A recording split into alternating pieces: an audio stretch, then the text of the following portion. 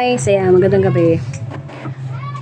Ngayong araw na to, dumating yung order ng asawa ko sa online. Sa birthday niya, surprise birthday sana sa bunso namin. Ang kaso, parang mas excited pa yung ama na makita ng anak niya yung regalo niya. Dapat sa Sabado pa, sa January 27 pa sana yun.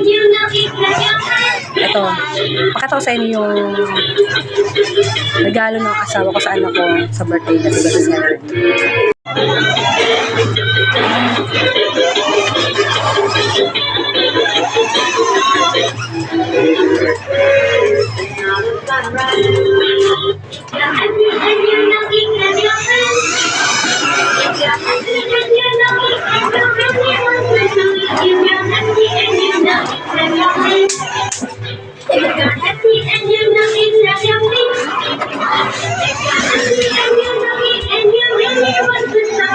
Hindi lang kasi medyo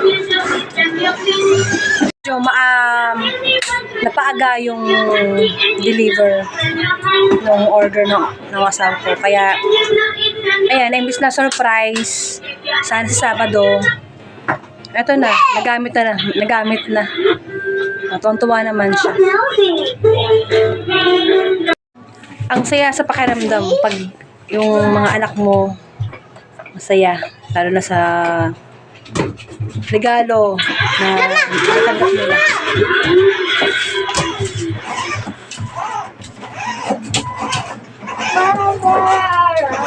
Salamat sa mga nanonood at salamat sa mga viewers ko.